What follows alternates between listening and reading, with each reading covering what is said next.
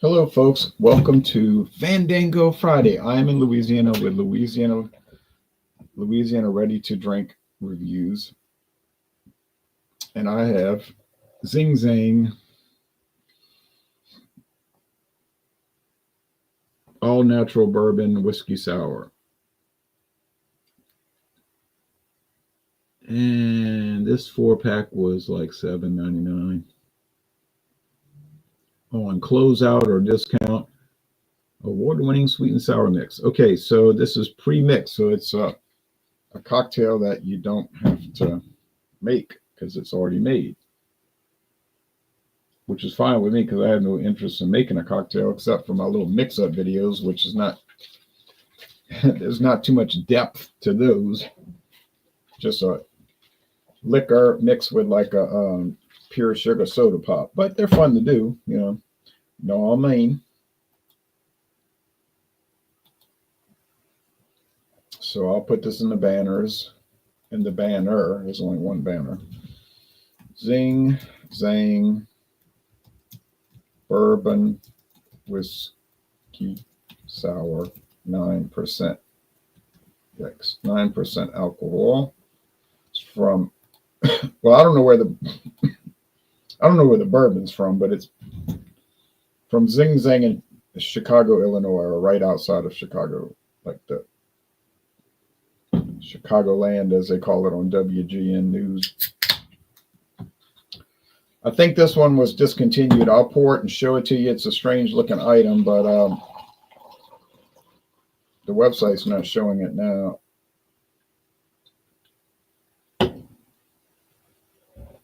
It's got that kind of greenish yellow gray looking weird thing appearance with some foam at the top. It's probably not going to last. It's not carbonated. It's just the agitation of pouring it made it foam up.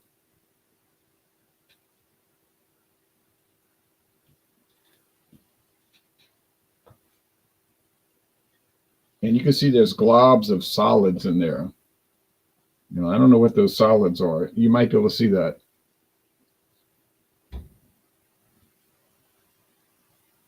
Yeah, can you see that? A lot of weird gunk. I drank it twice. It did not make me ill, so.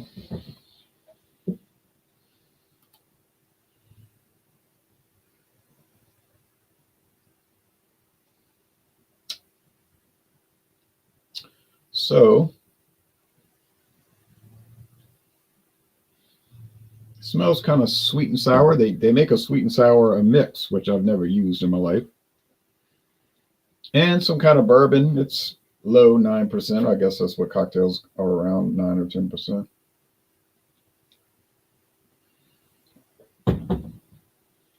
Yeah, sweet and sour. Little touch of oaky bourbon.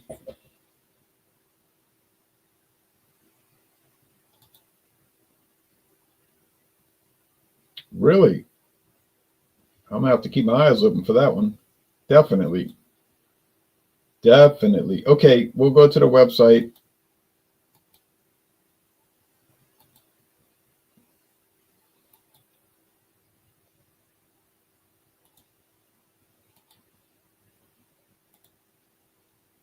So here's the Zing Zang pre-mixed cocktails, full strength and ready to enjoy. The award-winning flavors you love, perfectly mixed with premium spirits in a can or bottle. So they got the plastic bottles, Blazing Bloody Mary, and then the can, and the Amazing Bloody Mary, and then the can. I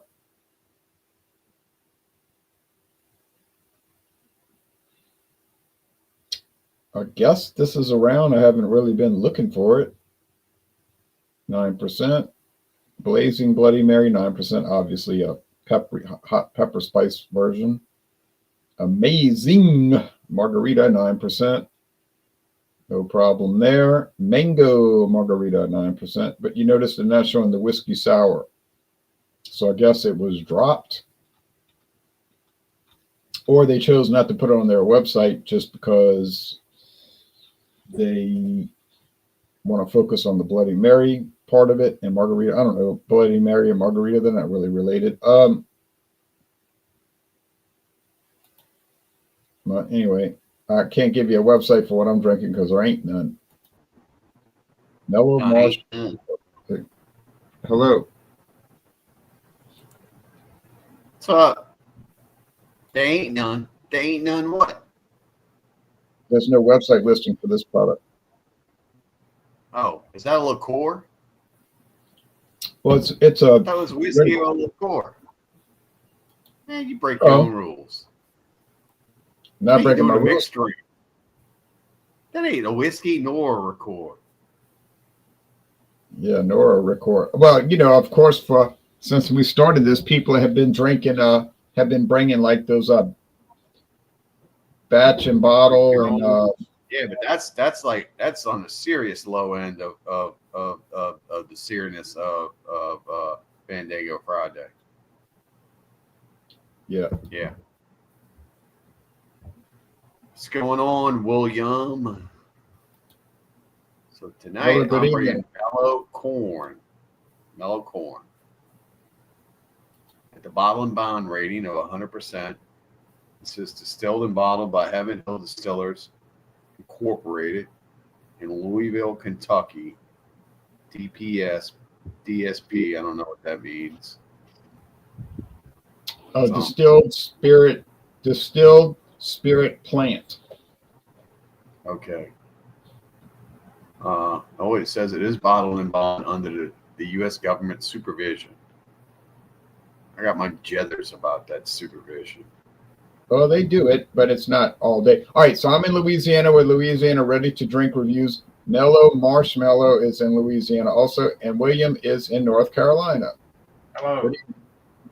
Good evening. I thought it was a liqueur or a hard drink, not a ready to drink. Well, we've been bringing those in. Aren't you bending your own rules? No, because it's made with a liquor or liqueur, and we've been bringing these in since we started. In fact, even you brought in the batch and barrel a couple of times, and people brought in the. What's the ABV on this? 9. That's like equivalent to a strong beer. That should not be allowed. And people brought in the what's that other one called? The other one from On the Rocks. A lot of people brought in On the Rocks, and then but I get your point. But yeah, all right. So we've got Mello Corn, the famous, or in some people's minds, infamous, and we know that's coming in at 50% alcohol, 100 proof. William, what do you have tonight? I just got home with it, so I put it in the freezer for a few seconds, and I'll get it out here. Okay, you can put it back in there and let it cool after you show it to us. It's cool. I didn't have far to come home. I just liquor or liqueur on Fandango Friday. Fandango Friday, we put any liquor or liqueur is what you say all the time. Liqueur, not mixed drink. You say liqueurs. So if you change it to fancy your changes, then you should change it for everybody. Change it from liqueur to mixed drinks. Yeah, we could do that. Liqueur. Oh, let's look at this. Show it close. That's orange. Orange Driver. Orange what? Driver. What is that? That is an interesting product. 20% alcohol. What is? Oh, a liqueur. Well, I've seen this for quite some time, but I hadn't had the nerve to get it. But tonight, I decided I would try it. If you drink too much of this, it'll be doing the driving, I believe. It says Orange Driver. So, yeah, it is. It's a Monticello brand. So I think currently I guess this would be in the hobo bum wine category. This gives you the best bang for the buck, the most horsepower, 20%. Reportedly, the original Thunderbird might have been 21%. There were reports of that. But now, Thunderbird has gone sissy. They've tried to make it respectable. It's 14.5 if you can find it anywhere. I tried to find it. I've been looking for it for several weeks. Unfortunately, Thunderbird has been discontinued. There are still a couple of online sites that show it. they now have an. You know what Fred Sanford used to drink? Oh, was it Ripple? Champipple. Elizabeth, I'm coming to join you after this next drink. So he's saying it all the time. He used to drink Ripple, and he would mix it with champagne and call it Champipple. I really liked that show. That was a great show. It was. Red Fox had his own career as a comedian before he joined that, and it really hit with the people at that time, you know. He was on stage one time doing stand-up, and he was drinking a mixed drink with ice in it, and he says, "Hey, you ever seen an Eskimo take a pee?" So he drank his drink and he poured the ice out. Yeah, he was, sort of one of those risque comics. You know, he sort of pushed the envelope some, sort of had fitting his personality. But that show, you know, it really struck a chord with people. You know, the collection of characters. You had the policeman, you had his son. Man, he was the Black Don Rickles, man. He was awesome. It was a really great show, man. His girlfriend Donna. They had those little sidekick characters for Lamont. Yeah. Like Rollo Larson. Grady was his best friend. Grady, yeah. Grady. Yeah, and there was the Latino guy. What was his name? Oh, I can't. No, not Chico. He used to hang out with him a lot too, yeah. Well, anyway, that show, Sanford and Son, was adapted from a British comedy called Steptoe and Son. Just like All in the Family was adapted from a British comedy called Family. It was something like that, but it wasn't the exact name. But yeah, most of these really good American shows were adapted from British shows. But anyway, Arnold, in your little crawl at the bottom, it's Orange Driver with an R. I think you put Orange Drive. Oh, sorry. That's typo. We wouldn't want to mischaracterize it. No. Okay. So let me bring up the Heaven Hill website here. And then we'll get rolling. And if anybody else wants to join, they're welcome to join, of course. I already have it up, and I already have Mello Corn page up too. Good. So I can go thus forth, or do you want to use it as a visual aid? Because I don't need it. I'll add that in. There's nothing to show for Zing Zang. Like I say, my product's not listed. So I'm at the Heaven Hill website, and I have found Mello Corn. It says 28 reviews. It gets 5 stars. It's Mello Corn is produced in accordance with a unique set of regulations that define straight corn whiskey. It is distilled from a mash of at least 80% corn and aged for 4 years in a once-used bourbon barrel. Compared to the deep. Give me a second. Compared to the deep amber color created by the newly charred oak barrels in the production of our other bourbons and American whiskeys, the result of the used barrel is a lighter, straw-colored spirit. Heaven Hill Distillery is one of the few remaining producers of this unique whiskey. Okay.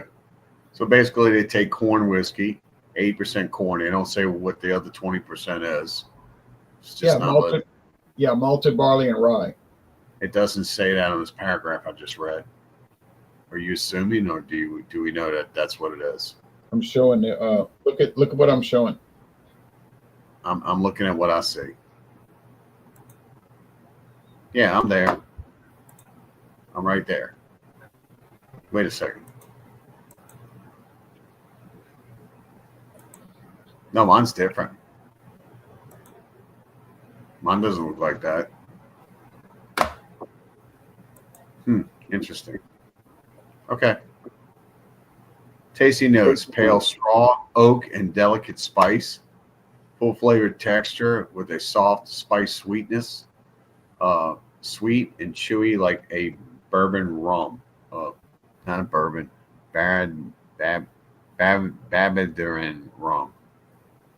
Some of the things, one of the drinks that they're showcasing is a Golden Derby, which is 1.5 ounce of Mello Corn, 1.5 ounce of ginger liqueur, and 2 ounces of grapefruit juice. Sounds interesting.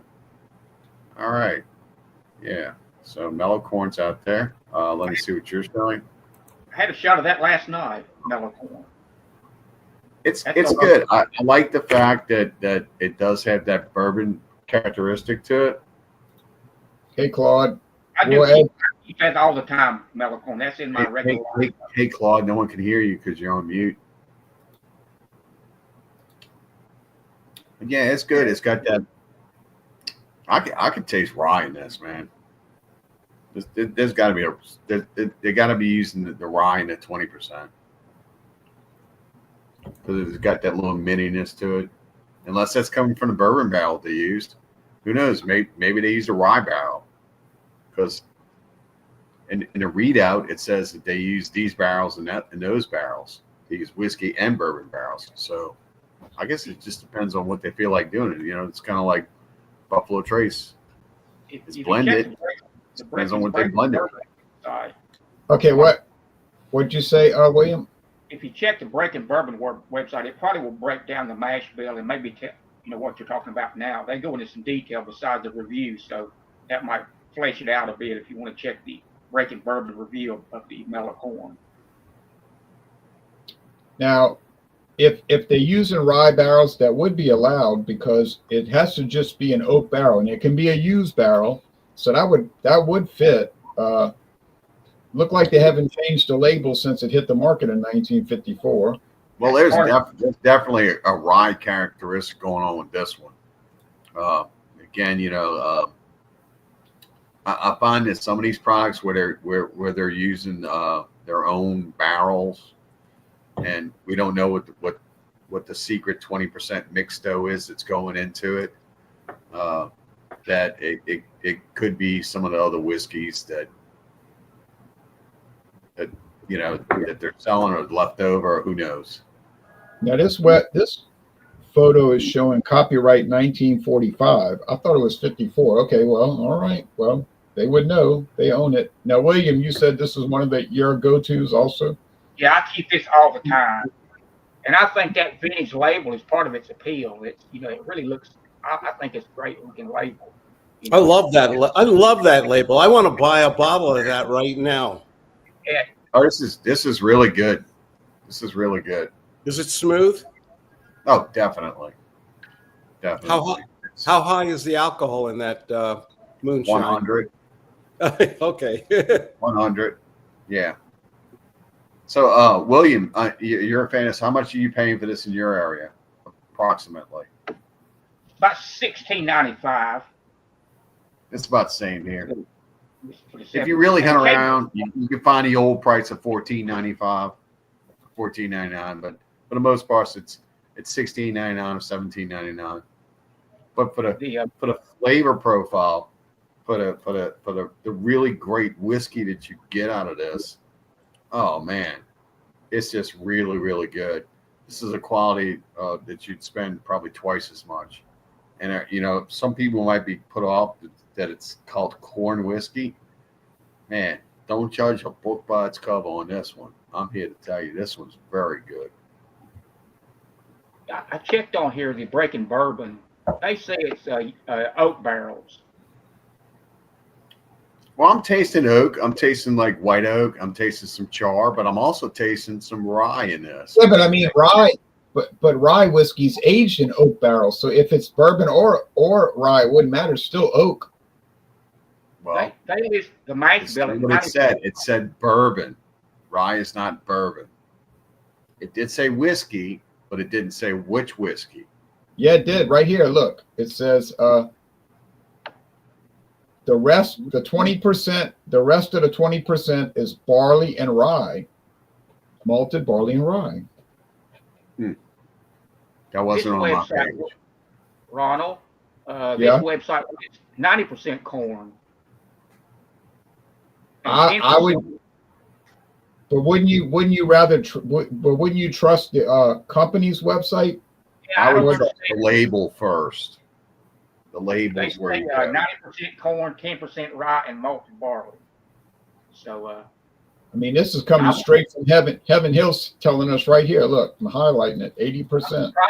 The label doesn't say, so I would go with Heaven Hill's website over anyone else's, because they can't advertise false information. So I would have to go with their website as well. Here's their rick houses. Look at all the rick houses. That's a lot of liquor in those buildings. So why did they call them rick houses? Why don't they call them like Bob houses or something? I don't know. I think Ricky Nelson designed it. No, I don't know. I don't know why. I don't know the answer. Ricky Nelson, didn't he was the guy who went to a garden party, right? I was about to say that. He went to a garden party and saw a walrus and but anyway, yeah, but he was a traveling man. He was. But anyway, the Heaven Hill distillery burnt down and they had to rebuild it. It burnt down and but it's all rebuilt now. Yeah, we had a similar experience in New Orleans. They had this little place that was doing these little fried pies, foldovers, and they were like 75 cents. Well, it burnt down, and everyone was all upset. They're all, boo-hoo, we're not going to get our hostess rip-off type pies. So they pressed, we want our pies. We want our pies. We want our pies. So they went ahead, they took the loans out.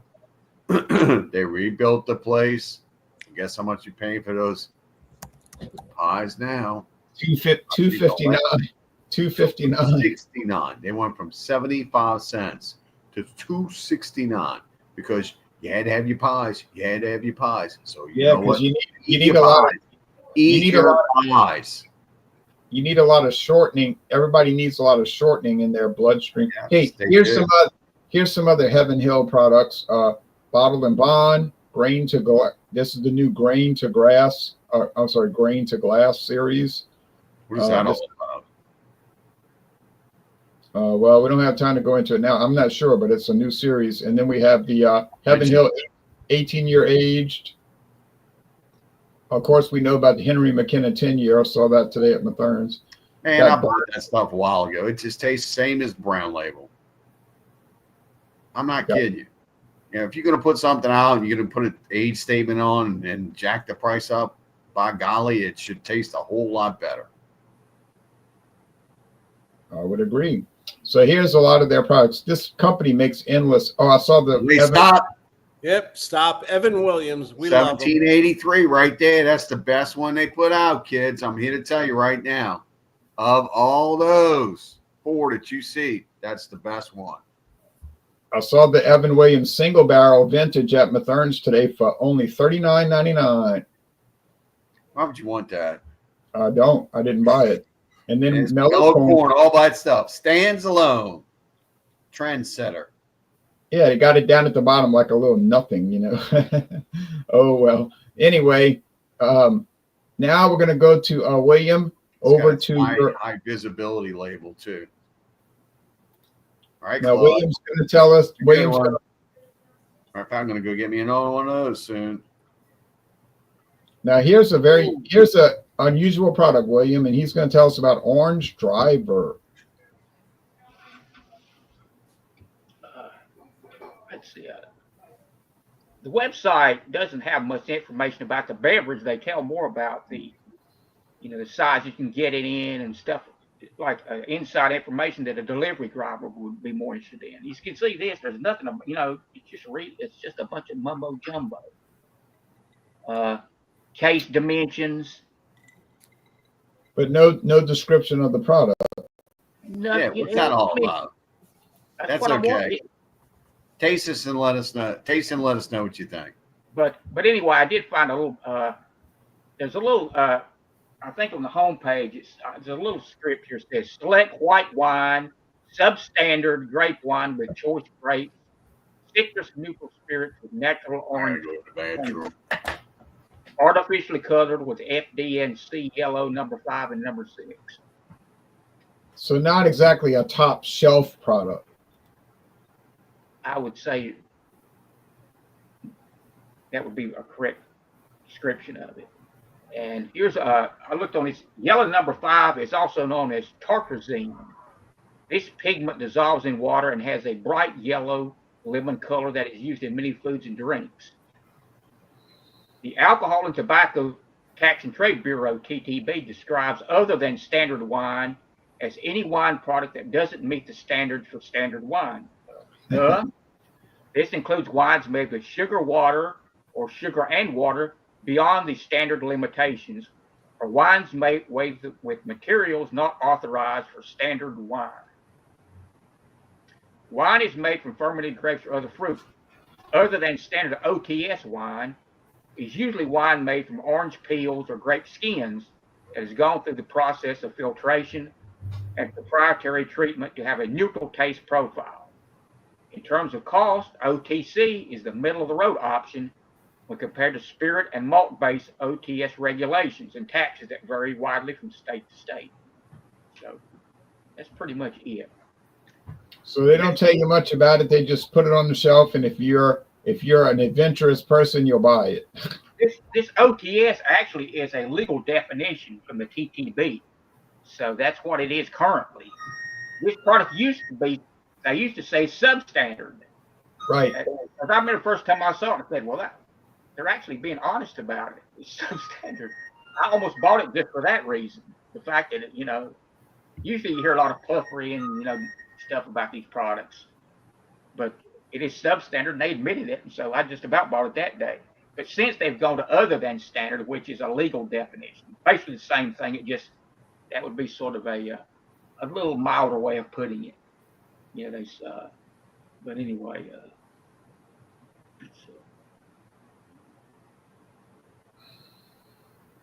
one of these products, I wouldn't sort of a gag just to drink it, but I'm interested to see what it tastes like. And like I said, at 20%, you're getting a full bang, more than any of the other products in this esteemed category. So see how it turns out.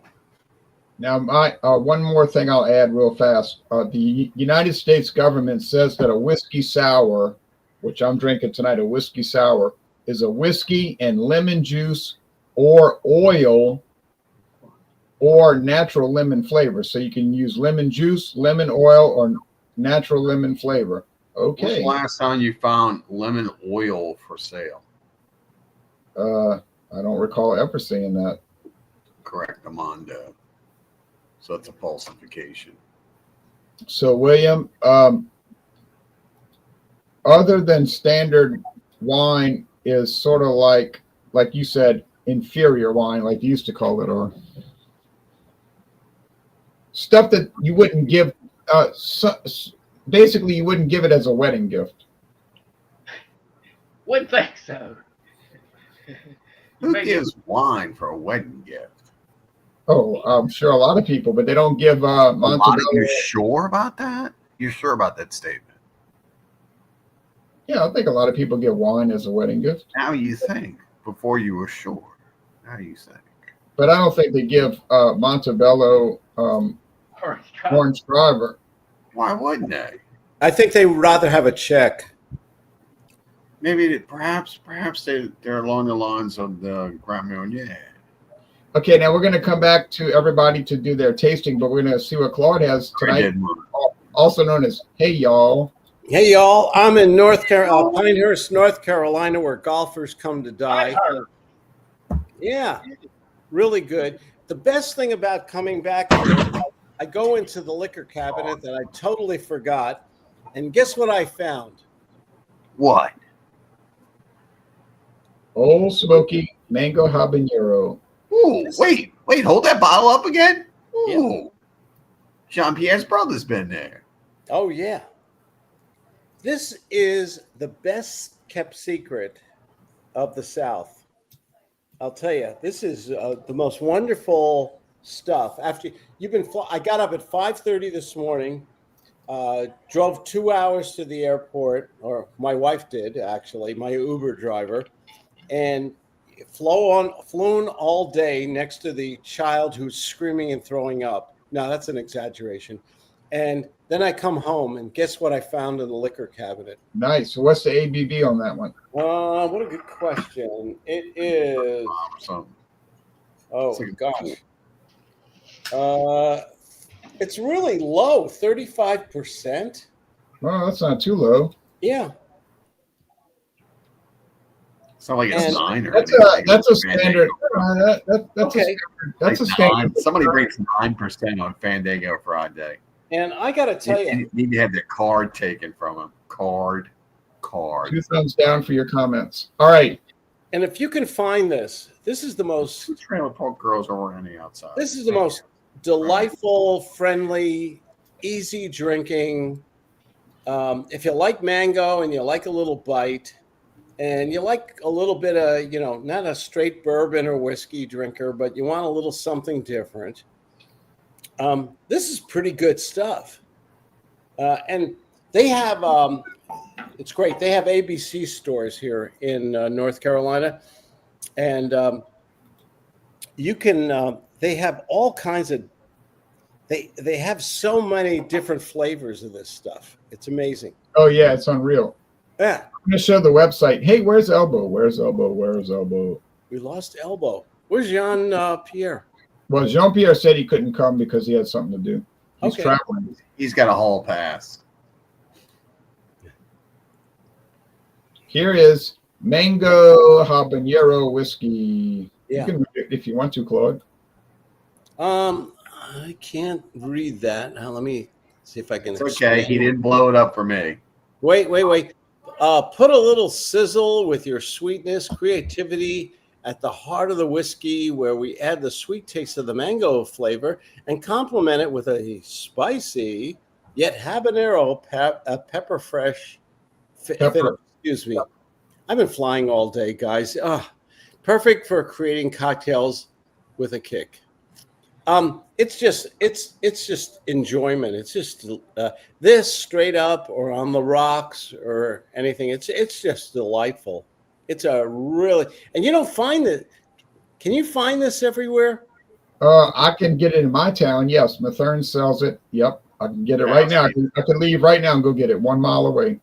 It's a quality product. It really is, and it's not expensive. I can drive and go get it 1 mile away.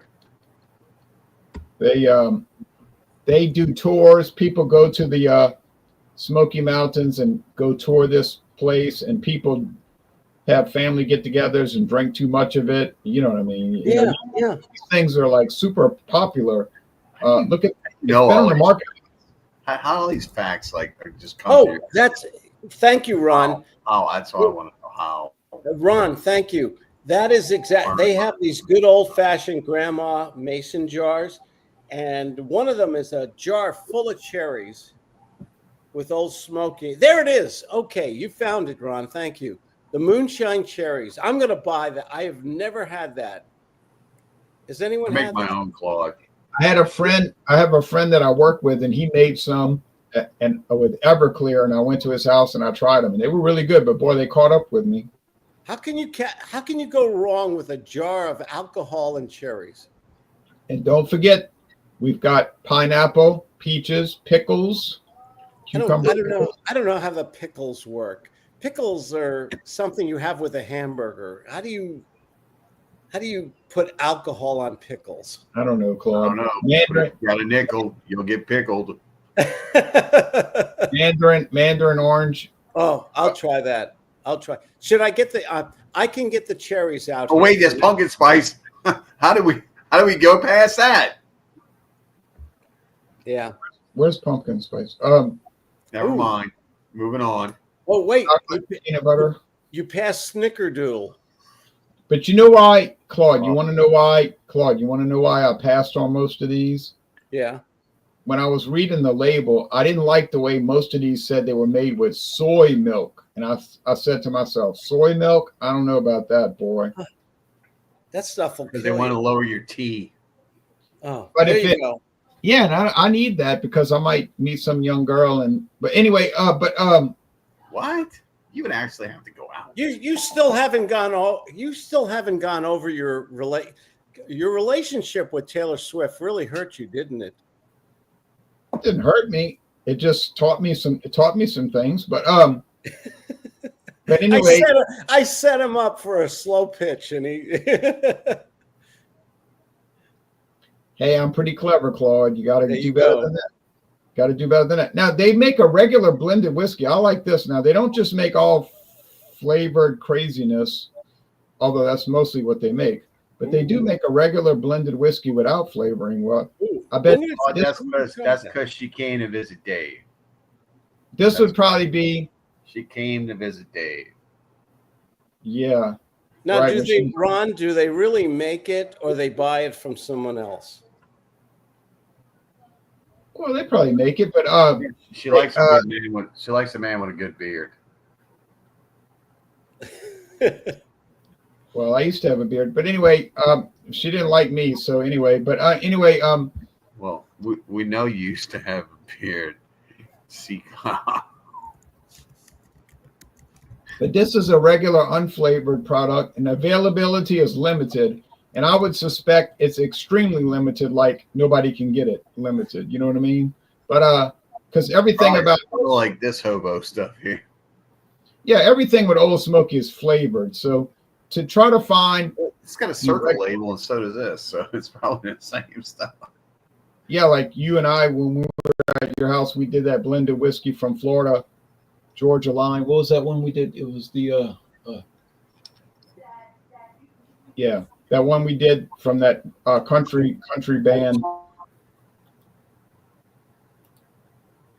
Oh yeah, Old Camp. Like you cannot find the regular.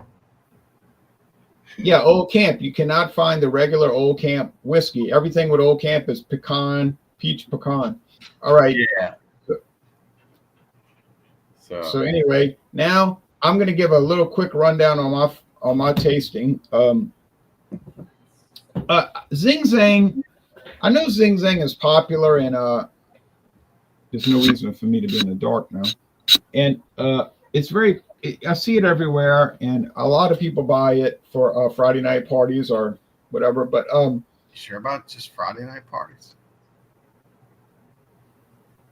But this one has a lot of solids in it. Look at all this solid matter. This is really strange, you know.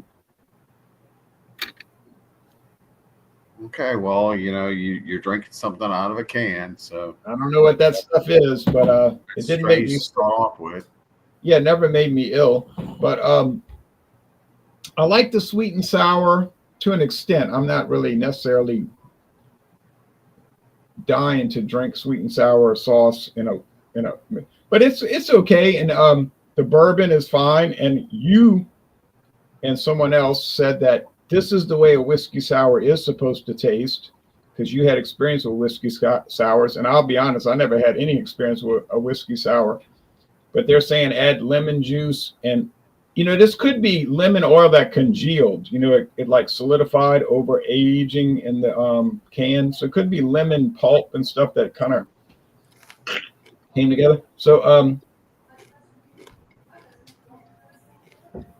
I'm glad I read that U.S. government website, because that is the lead flavor: lemon, lemon, lemon, lemon. I get it now. Okay, so a whiskey sour is lemon. I would like to know what bourbon they use, but they'll never tell you, you know. But yeah, it's good. I'm not going to be a person that's going to be running out to buy a bunch of Zing Zang products, but when I saw it on sale for $7.99, I figured, what the heck, you know. So I like it, and later on I'll come back with some announcements for upcoming shows and some show and tell or whatever, you know. You know what I do. Have any of you guys ever had a fresh made whiskey sour? No. Yeah. Okay. I'm going back a few years to the Stone Age, and there was a college bar. 80s, right? Yeah, you're generous. Thank you, Mello. I'm older than I look. Yeah, and there was a little bar, and they'd slice when they made a whiskey sour. They'd slice a lemon in half, actually mash it. Okay, a fresh lemon. And then pour it into a glass and pour the whiskey in and all the other and sugar and all the other good things.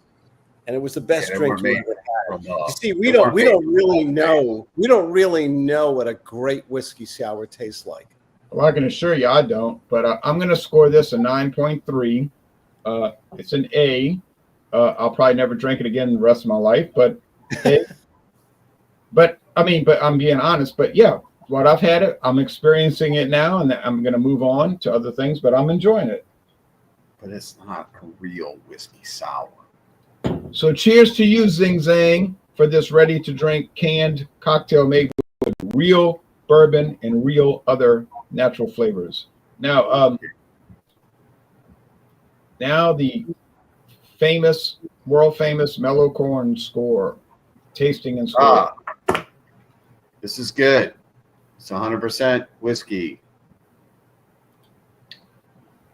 Tastes good. You can taste there's a little rye in it. Yeah, it's sweet. You're gonna get sweetness from corn.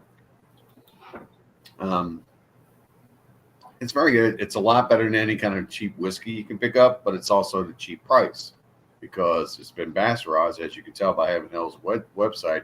It's all the way at the bottom. I would put this all the way at the top. It's got great alcohol legs going on in the glass. You can see that come down the sides. So it's a well-made product. Give it a score. I give it a 93. All right, folks, we have two 9.3 out of 10s, two A beers. A products, not beers. So, hey guys, I'm gonna go ahead and cut out. I got some things I need to take care of this evening. I was dealing with my washer that went out, and after calling for parts and contemplating on whether I should get parts or not, I'm just gonna go ahead and put it on the corner and pick up another unit. Because apparently after buying parts, I can go ahead and just get another unit at the same price. So I'm gonna go ahead and do that.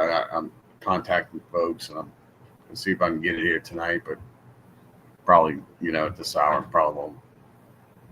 Well, I'm sorry that happened with your washer machine, and don't forget to support your 2-lane green wave tomorrow. And they're important. Craziest thing is that the dryer still works. So if anybody wants, they can fix it. It's a stackable. I heard those things are popular. So anyhow, thanks for inviting me to Fandango Friday. Y'all have a good evening and a good weekend. You're welcome. And don't forget to watch 2-lane tomorrow. Okay.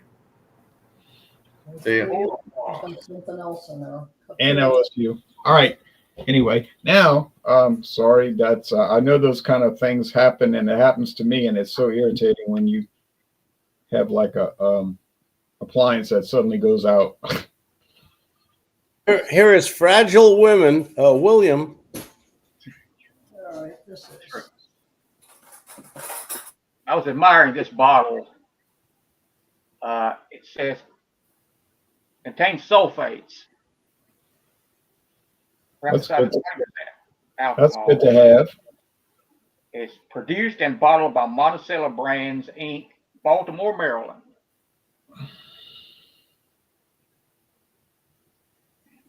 I'll be honest, I never heard of that company until tonight. And I thought I knew about companies, but I never. This has been in the area I've seen it for quite a long time, so it must sell pretty well to keep it on the shelves. And like you say, it's 20%. Yeah, and William, in a lot of states like New York State, a 20% wine specialty is considered a liquor. Yeah, and $2.99 for the 375 bottles. So $2.99. Well, that's an indication of quality right there. And the thing is, they don't penalize you.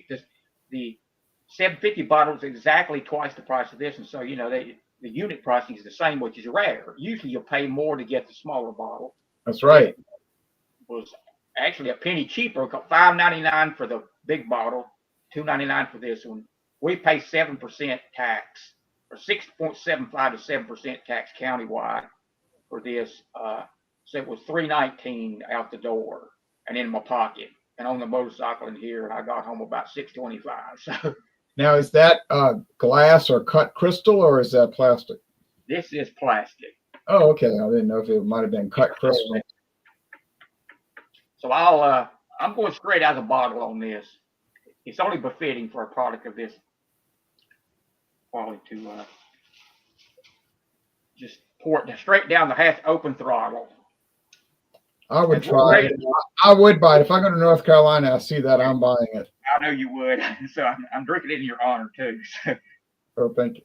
And but as we say in the WOT, wide open throttle. Correct. Claude, you're muted, remember. Yes. I give good old mango habanero. Wait. It's not your turn yet. Hold on. Oh, I'm sorry. All right. So, William, cheers to your exploration. I like William. He drinks it right out of the bottle. On the nose, I don't smell any alcohol. It's Really? just like Fanta, orange Fanta. I do not smell any alcohol. That's a good sign, I guess. Wow, I thought, Fanta or Sunkissed or, one of the other. Wow. So, Alco Pop. This is what it is. It's alcohol, but it's like pop. So, cheers on a Friday night. Fandango Friday. Fandango Friday. I like this guy so much. I like a man who drinks out of a bottle. I do too. This is not a Budweiser Light commercial. I can get it. No, it's not. This is for men who are actually men. All right. God bless you guys. Got a little body warming taking place. Oh, now, do you think? Just asking a question, William. Do you think I'm gonna do a screen share again? Because I don't know. I haven't researched this, but I have some ideas about it. this is amazing, Claudia. William, do you think that Vladimir vodka or Gold Crown American blended whiskey have won Oh, Bryce, thank you, sweetie. have won awards, or maybe not? I don't think these are award-winning products, but they do have a regular clientele. I like the fact that this company is very consistent. All of their products come in plastic bottles, beautiful plastic bottles. I'll take a follow-up sip and then make a comment on it. All right. All right.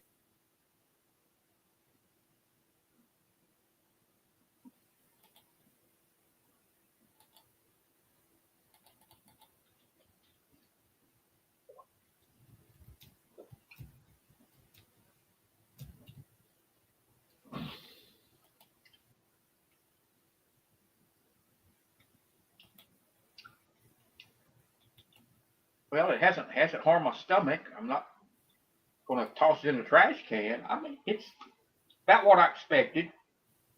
At the 20%, you get the warming, you get a little mild burn. It cuts through some of the sweetness in your first middle sip, but there's nothing really disgusting about it.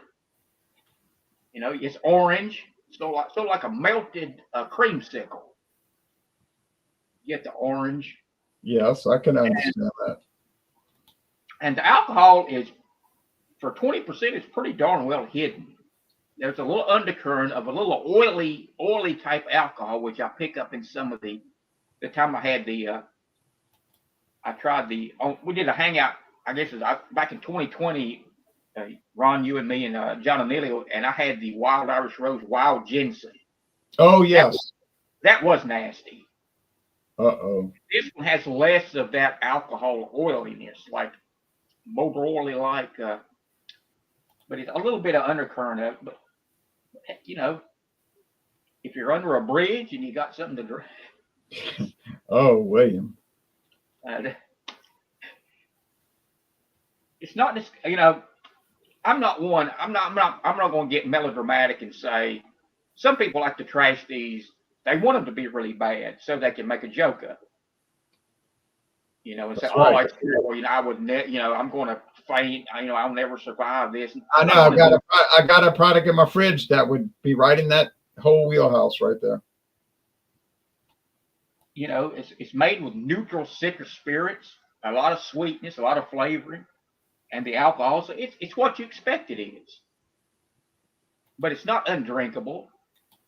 And if you can, like, if you like the 20%, you want to get your best bang for the buck. It does the trick. Why not? And the fact that they called it substandard, I'll give them points for that too. And you're saying that it's not repulsive, right? You know, like you said, they put it out there. If you want it, drink it. If you don't want it, pass by. You know, so nowadays when so much is not what you think it is, you know, people don't say what they say, do what they do. You know, I think it's an honest product. So I'll give it credit for that. And and people are not under any compulsion to purchase the product, like you said. And I like the label looks pretty darn good. You know, it's got the gold foil around the, its borders. You know, it's got the oranges. That's right. You know, it's a pretty decent. And I think it's one thing I like about this product. It helps the ecology because it helps our environment. Because in Florida, they send oranges to the grocery store, and then the grocery store says, "Oh, we can't sell these. This is impossible. No one would buy it." So they send it to Montebello Spirits, right. And then you have that. So you're not wasting oranges that are bruised and otherwise. I'll take that is the worst justification for having a drink that I've ever heard. Yes, but I've been known to engage in sophistry for years. I'll take another sip for the hat trick, then I'll give a score for it. All right. Okay. Rev the engine and down the hatch, down the throttle. Right. Cheers to the homies.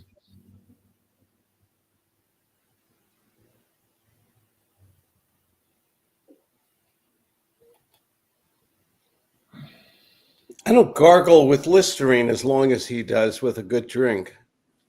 You could gargle with this and you go to work and they think you were drinking orange juice. Like Fred Noah of Jim Beam, you're chewing on it. Right. You're chewing on it. I don't know. It's served of many flavors. See, I'm not cheating this. I'm chewing on it just like I would a fine whiskey. So. Right. I don't know if Fred Noah actually ever reviewed that particular product, but. Okay, let's trot out the Taco Bell crew. Get ready, folks.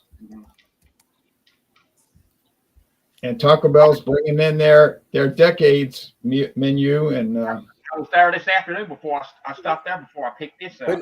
But nobody knows what's in the meat. It's a mystery meat, isn't it? Well, when I worked at Taco Bell, it was 100% USDA ground beef. Yeah, I'm just kidding. Right now, wait. Here goes William. Right now, I have assigned Dish Hot as the manager of the team. Yeah. He's managing the team now, and his role will be defined later. Right now, he has a managerial role, and I guess he's sort of like the CEO of the packets. So we'll leave him there for now. But for this product, as I mentioned, I like the honesty about it. I'm not throwing up. It's 20% alcohol. It gives you a buzz quickly. So this one, for this type of a product, I'm on fire. I'm literally on fire. I'm on fire. A solid B. I could not expect this to be any better than what it is. So what, about an 8.4? On this one, the only thing above the fire, on this one, you got your mild hot. I mean, if you throw it, I put sauce, I put this one at the bottom. Oh, yeah. That's it's green, it looks like puke, so that goes to the bottom. Then we have the mild, the hot, the fire. It's more like a B. Yeah, more like a B plus then. Yeah. Right. I'll go 90 on this one. And I don't think for a top of this puck, I probably could justify any higher than that. But I'll give it a solid 90. Well, hey, that's you might get a message from Montebello before 24 hours goes by, and but for the products in this genre, in this category, I mean, I don't think it can really get much better. Is it better than the pregame? I think so. If you're going to go this, just get your 20% in. It's cheaper too. Yeah, better than Johnny Bootlegger. Right. The pregame gives you these little 6.3 ounce bottles for $2 at the minimum. For $1 more, you get twice as much. Right. That's good. That's a value proposition. And you're getting a higher level of enjoyment, so to speak. As I mentioned last week, part of the appeal of alcohol is the visceral impact. You feel it in addition to drinking it. It affects your sensory, your taste buds, and also your sensory too. So, and this gives you more of that. You get more of the warming, a little bit of burn, but it's not, nowadays, it's not like the old days when you had rock gut and they put turpentine in it and all this kind of stuff. All this stuff is regulated. It's regulated to death now. You don't want to get on the wrong side of the alcohol, tobacco, and firearms. That's one you do not want to get on their bad side in the TTB, the Tax and Trade Bureau. So, these are the bane of a lot of jokes, and they're, bum wine, hobo wine, rock gut and all this kind of descriptions of it. But the fact of it is, if you look at it just take a clear-headed look at it, it's not that bad, really. Now, Claude cut out before he might have been being paged by somebody, but maybe he wasn't feeling so well. But but it did seem, I get the impression that Claude was very favorable towards the Old Smoky Habanero, Mango Habanero. So I think Claude probably would have given it a solid A as much as he was trumpeting it. Yeah.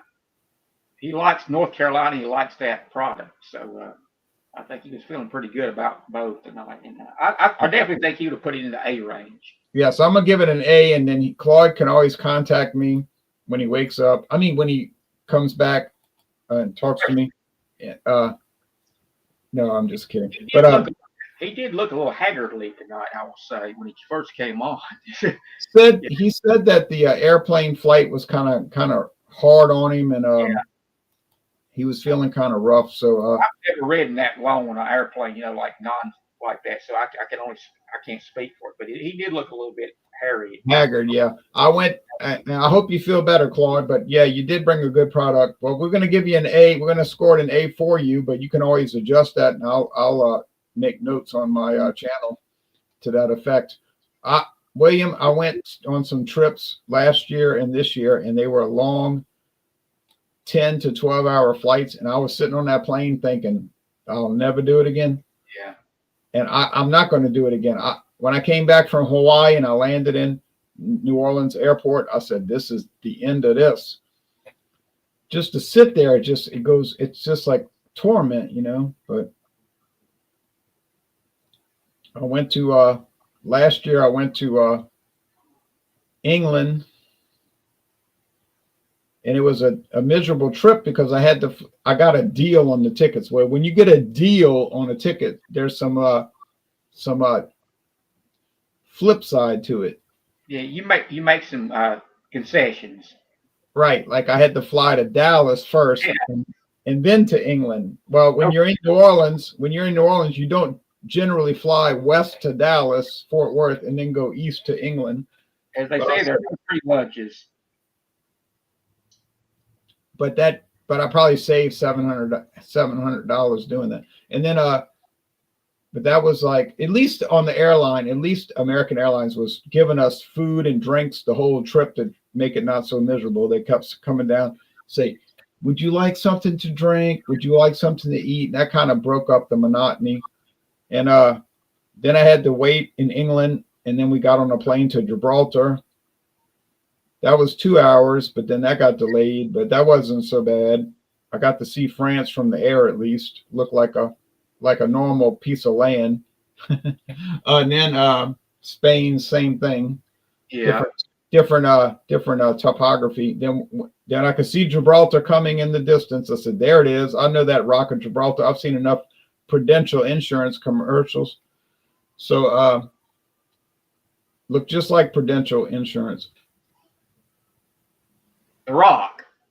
Right. Yeah. So it was interesting. Yeah. It was exciting to be able to land there and actually go to the Rock and try to climb up the Rock. I tried to climb up the Rock, but it was too steep. I couldn't make it. But the whole point of the story is that flight is unreal. It's miserable. And I went to Hawaii this year, and I said, oh no, I can't take it. But I did win. I did score the best ever score on United Airlines trivia contest on the flight. I made it to number 1. I was the number 1 all-time scorer and the number 3 all-time scorer. So I said, well, at least I achieved something. Probably doesn't mean anything, but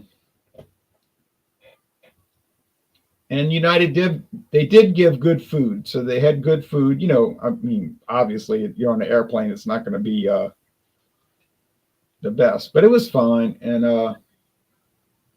I was glad to go to Hawaii and see all those very interesting beers that I never see around here. So, and all these liquors, you know, but I didn't buy any liquor in Hawaii, but I said, I never heard of any of this bizarre stuff, you know, but. Yeah, I hope sometime, you know, you'll come up this area in North Carolina. You can get the Orange Driver. And I was just thinking the other day, I was going through some of my old collection of bottles and stuff. And something I haven't tried lately, but I'd like to get again is the Bull Ice. Oh, last time I found Bull Ice was in 20. I can't remember the year, but I was in Tallahassee, Florida, and I found Bull Ice, and I said, what in the world? And I found it another time. I found it twice, but it's so difficult. I don't think they make it anymore. Yeah, it reminds me, you know, in 2019, after I had my surgery for cancer, my colon cancer, it was about a 1 month interim before I had to start the chemo treatments. And John Lele came to visit me. He was living in Georgia at the time. That's right. I had rounded up some stuff, and right where I'm sitting now, I opened a 40 of Bull Ice on a Friday night, and we also opened up a Old Milwaukee Ice, another one I really enjoyed.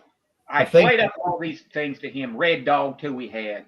I played up all how good these things were, and I was hoping that, you know, he would find them. I just wasn't making it up.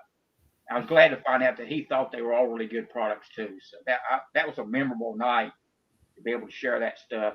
These, you know, sort of brands you don't see that often. No.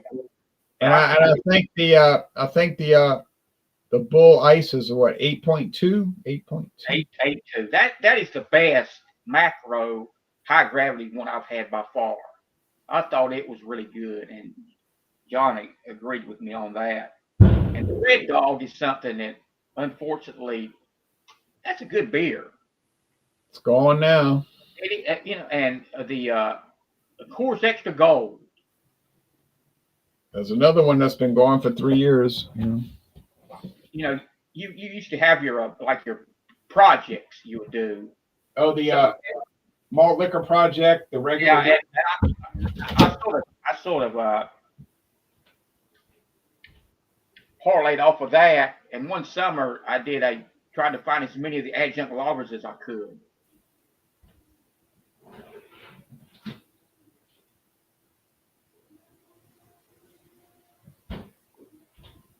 Oh, keep talking. I'm listening. Okay.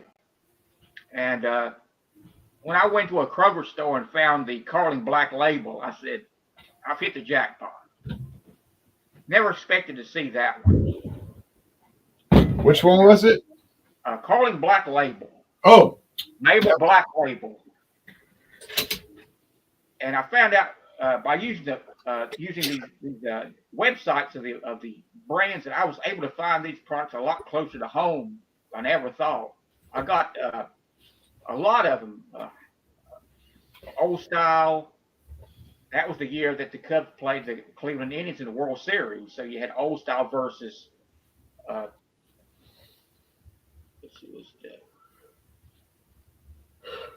it was selling out in the Midwest Old Style when the Cubs were in the World Series. And Carling Black Label was pretty much a Cleveland, Ohio base. So you had those two competing macro lagers too. And but finding that Carling label, it was the last stop before I was heading home. And I went to a Kroger store and it was right there. And then one time I was in a store in West Virginia, I saw Stroh's and Schaefer side by side, 12 packs. It didn't take long to put those two in the buggy, in the shopping cart. Right. And but that was one summer. I spent a lot of time trying to find these macro lagers, because growing up, watching NFL football games on Sunday afternoon, they sold razor blades, cigarettes, and alcohol. It was catered to the macho male.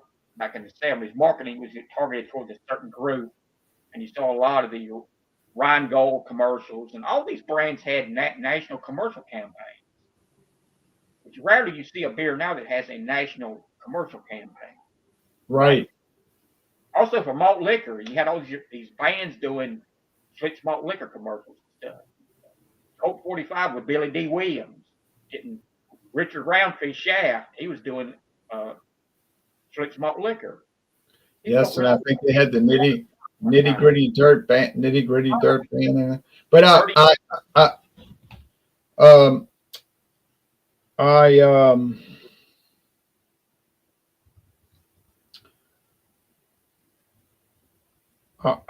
I saw Carling Black Label. Well, my father told me that he used to drink that when he was younger in the 60s. And he said, we remember Black Label. I said, why'd you drink it? He said it was cheap, but it's pretty much gone now, But I wanted to show you some show and tell. There was a product back in the mid-90s from Anheuser-Busch called Red Wolf. You might have remembered Red Wolf. It was a red lager. But Red Wolf. I have a bottle of it. But it didn't last long, but it was a red lager. All right, so the Zing Zang was fine. Here's what I've got coming up. I've been doing taste challenges with interestingly Trader Joe's single malt Scotch whiskey. Not exactly a common product because most people tell me they can't even get Trader Joe's liquor. Most Trader Joe's stores do not sell liquor. Yeah. But in Louisiana, we do get liquor. And this is Trader Joe's Highland Single Malt Scotch, 10-year age. This was $23.99, which to me is a fair price for a single malt Highland Scotch, aged 10 years. So that's coming up. What the hell? Got to do my shtick, Well, look at this. Oh.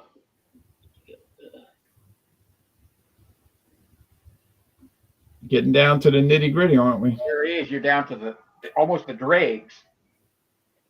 I can still get two of these bottles for $3.99. Two, not $3.99 a piece. $3.99 total. But Big Brother Holding Company, Janis Joplin. I have. They had. What was the name of that album with like the cartoon on the front, like the cartoon comic strip Cheap? Wasn't called Cheap Tricks. It was called. Oh, doggone it! And then she made a solo album called "I Got Those Cosmic Blues Again, Mama." Yeah. I got them old cosmic blues again, Mama. Yeah. Yeah, that was her. She was a Southern Comfort gal. Yeah. So here it is. As far as what's coming up on the channel, We got Super Sunday coming up. Any liquor, any beer, wine, liquor, coffee, tea, any kind of beverage, doesn't matter. It doesn't have to be alcohol. It could be water. It could be bottled water, Dasani water. If you want to bring that, I don't know why you would, but you might. Then my hair is falling in my face. Next Wednesday, we've got white wine night. And I bought my white wine. I got Sutter Home Moscato, white Moscato. I got a deal on that little bottle. So white wine, any white wine. Next Friday, another Fandango Friday. Then back to Super Sunday. So that's what's coming up. And that's all I got to say. So I'll turn it over to you and you can close us out. Jean-Pierre, have a good trip. Ron, on that trip that I got the Carling Black Label, I also got the Schlitz Malt Liquor Red Bull, the VSL. I found that. I got a couple of 24-ounce cans of that. I think that was introduced in 1985. I got that in a convenience store. Just, out of the blue, just happened. I said, wow, I did a double take on that one. Is that actually that? And it was. And I found the Schlitz Red Bull in Detroit, Michigan, 10 years ago. And finding Lone Star in a Food City, which is one of the sponsors of it. They have a NASCAR race in Virginia, and Food City is one of the big chains in Virginia. And I got. Oh yes, I've been there. I rode my motorcycle, and I happened to see they had a Lone Star 6-pack, and I had room in my backpack to stuff it in there, and rode back home with that, hoping that the strap wouldn't break on it, and it didn't. So I got back home with that one. That was a fun one. And what I can get here is I can get the you just did the malt liquor. I can get the Country Club malt liquor. I tell you, it's really funny because you live there on the East Coast, and I live in Louisiana, which borders Texas. Texas is the state directly west of us, and I have never seen Lone Star in my life in Louisiana. Really? Never in my life. I've seen Pearl. I bought Pearl one time, close to this town, not the next town west, but I've never seen Lone Star in my life. It's crazy, but I'd been riding on the Blue Ridge Parkway, and I pulled off the parkway in Galax, Virginia, which is less than 100 miles from where I live. I went into that Food City. There it was, a 6-pack of Lone Star. I said, Lone Star in here? And I pulled it. It's legit. And I, like I said, I stuffed it in my backpack. I'd already bought some stuff, and I just had room for it and got back home with it. And but that was fun. That summer. That's sort of like my adjunct lager project to try to find as many of those products as I could. Yeah, that's always a fun thing to do. And I found Carib Lager about a month or two ago. I found Carib Lager. That's an adjunct lager from the Caribbean, Trinidad and Tobago. So I thought, well, the price is a little high, but I'll buy it just to try it. And it was pretty good. It was good. I liked it. But I found out that Carib, which is very popular in the Caribbean islands and Trinidad and even Guyana, they own a brewery in Florida. In Florida? They bought a brewery in, I think it's Cape Canaveral, Florida, and it's part of the Carib Brewery. It's not just like a brew pub, like a tourist thing. It's an actual brewery where they brew Carib beer, and they brew Macassin Stout. And so I thought that was extremely interesting that Carib has a brewery right there in Florida. So, of course, you're a long way from Florida, but and so am I. Well, I'm only 3 hours from Pensacola. I guess I'm not that far.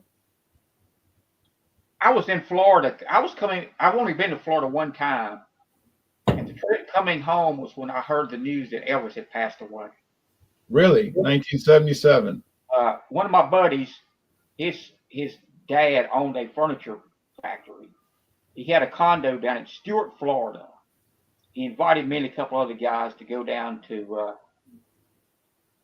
his dad's condo during the middle of summer or in August. Yeah. And is Dad had a mistress down there. She greeted us at the door with these little drinks with umbrellas on. Yeah. And I said, I'm not in Thomasville, in North Carolina anymore. This is different. And it was fun. But coming back, we were probably coming through Georgia, and the news broke on the radio that Elvis had passed away. And one of those moments where you were at, you'll never forget. I remember I was a first grade student in school when I heard JFK had been assassinated. Yeah, I remember. I'll never forget the day when Elvis Presley died, and I can remember exactly 1 year before. Exactly 1 year before, August 1976, and then we got to get off the air because I got to go do.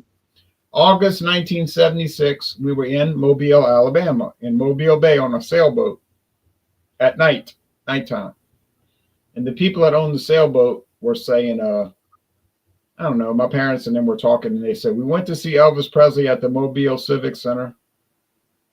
And my parents said, oh, yeah, how about that? They said, oh, it was terrible. He looked sick, and he was really overweight. He looked ill, and it was bad. And I was sitting there 8 years old thinking, that doesn't sound good. I just remember sitting on that sailboat thinking, that doesn't sound good. And then exactly a year later, my mother came into my bedroom and said, Elvis died. When I went downstairs and turned on the television, there was Walter Cronkite on CBS News special report. Elvis Presley died today, Memphis, Tennessee. You know how he talked. Yeah. So I said, wow, this is a big story, you know. Yeah, come up to Interstate 85, I think it was, and heard that news. And, it's one of those things that... And I remember here in town, a couple of days after the assassination, we had our Christmas parade in Thomasville. And the fact of that, and then on Sunday they went ahead and played the NFL games on football. Oh yeah, after 1963, yeah. It was a controversial decision, and I think Pete Rose said they decided to go ahead and play the games. And I remember that. And But the AFL postponed the games. Yeah, the American football, the fledgling AFL at that time. But I used to work with a guy. Well, actually, I used to work with his wife, but he used to come to the school all the time to do he used to be involved with helping the school. And he was telling me, he said, I made a lot of money off that Elvis Presley death. I said, really? He said, yeah. He said he owned a record store. It was in North Carolina. He said, I owned a record store. It might have been in Charlotte or Asheville or something. He said, I owned a record store. He said, you don't make a lot of money owning a record store.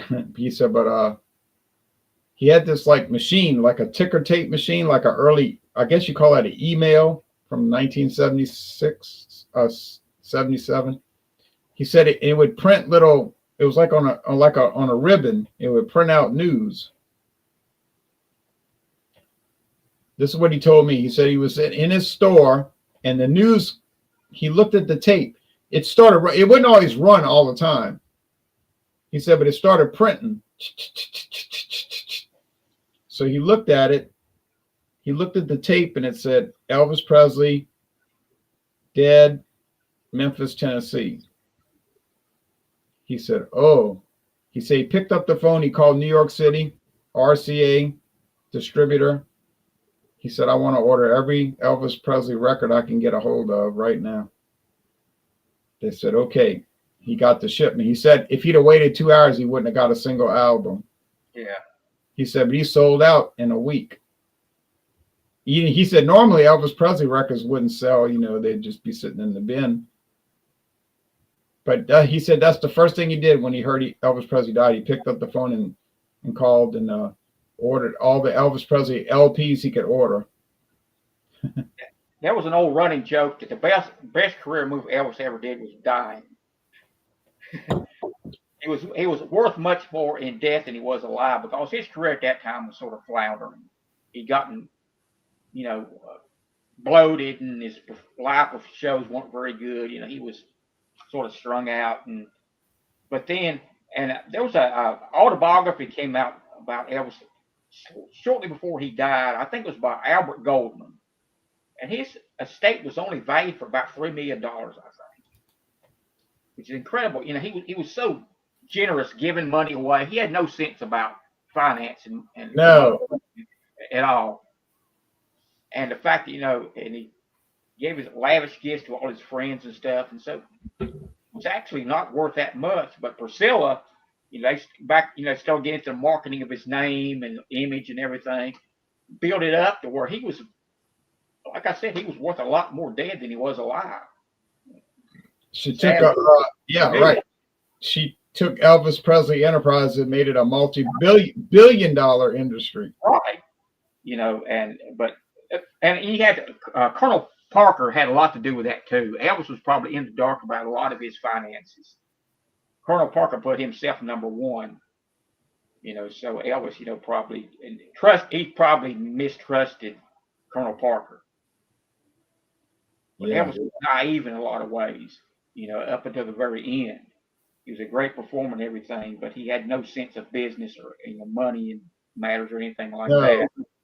He should have called in a third party to take a complete inventory of his finances, but he never did that. But Priscilla Bouvier or whatever that last name was, when she took over the operation, she wasn't going to go around buying Cadillacs for people.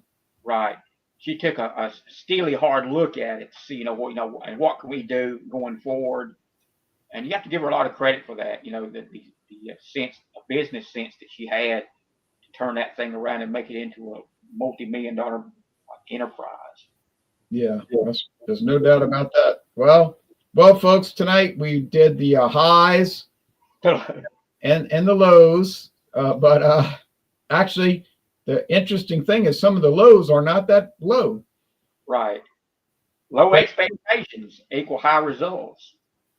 But you don't know that unless you try it. So right.